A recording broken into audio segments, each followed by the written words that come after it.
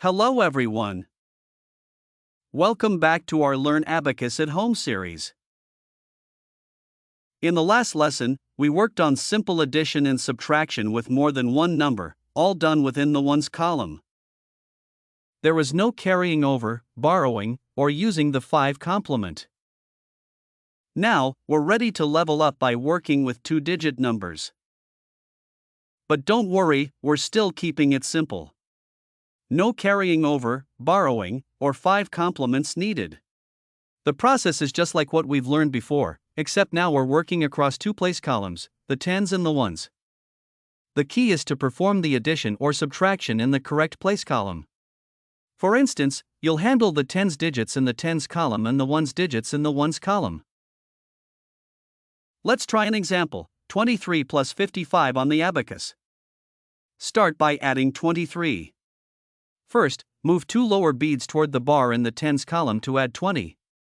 Then, move 3 lower beads toward the bar in the ones column to add 3.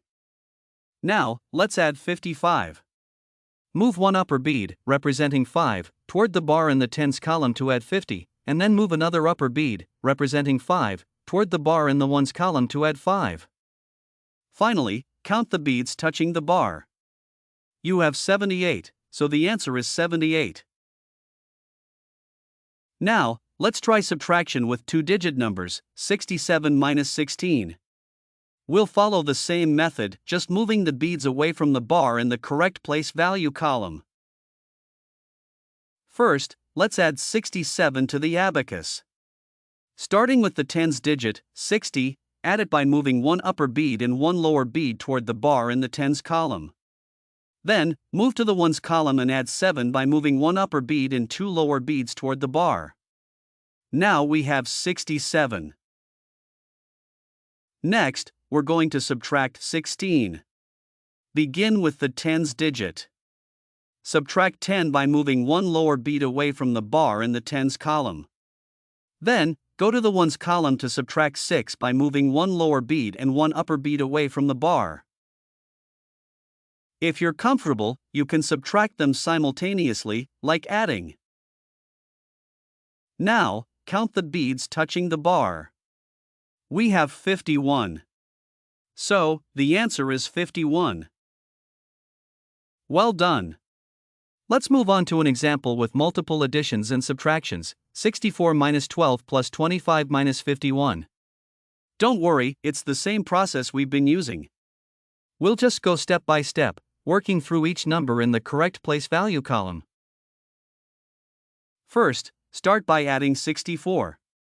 In the tens column, move 1 upper bead and 1 lower bead toward the bar to add 60. Then, in the ones column, move 4 lower beads toward the bar to add 4. Next, subtract 12. In the tens column, move 1 lower bead away from the bar to subtract 10. Then, in the ones column, move 2 lower beads away from the bar to subtract 2. Now, add 25. In the tens column, move 2 lower beads toward the bar to add 20. Then, in the ones column, move 5 lower beads toward the bar to add 5. Finally, subtract 51. In the tens column, move 1 upper bead away from the bar to subtract 50, and in the ones column, move 1 lower bead away to subtract 1. Let's count the beads touching the bar. The answer is 26. So far, we've worked with examples that use only 2-digit numbers. Now, let's mix things up and try a problem with both single and 2-digit numbers, 25 plus 3 minus 15 minus 10. We'll start by adding 25. In the tens column, move 2 lower beads toward the bar to add 20.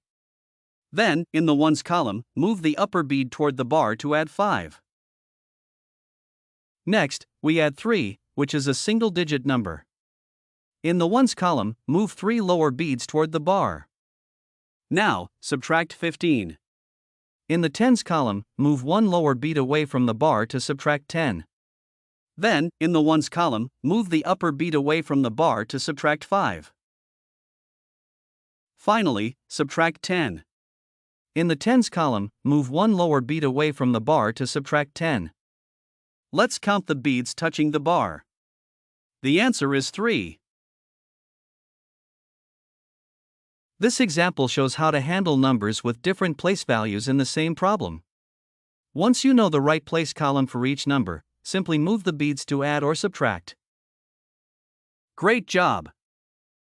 You now know how to do simple addition and subtraction with multi-digit numbers, even with several numbers in one problem. The key is to always perform the operation, whether adding or subtracting, in the appropriate place column. What your child needs now is plenty of practice to become more comfortable with these operations. Head over to my Abacus tutorial website, where you'll find 320 practice problems for this lesson 5. In total, there are 700 problems dedicated to mastering simple addition and subtraction. That should be more than enough to help your child become confident in these skills. Check out the details in the description below for the links. In the next video, we'll have a practice review session for Lesson 4 and Lesson 5 on simple addition and subtraction. I'll select 15 problems from the worksheets for these lessons, and we'll work through them together. Once your child is comfortable with these basic operations, we'll move on to addition and subtraction using the 5 complement. This part can be challenging for many young children, so I plan to spend plenty of time explaining it and solving problems together. Utilizing both the 5 complement and 10 complement is crucial for abacus learning. So, parents, please help your kids out when they get stuck. It's important to practice the abacus every day. For young children, they can start with 15 minutes a day, then gradually increase it to either 2 sessions or a single 30-minute session. If you haven't subscribed yet, please subscribe now to get notified when new videos are available. Thank you for watching, and see you in the next video. Bye.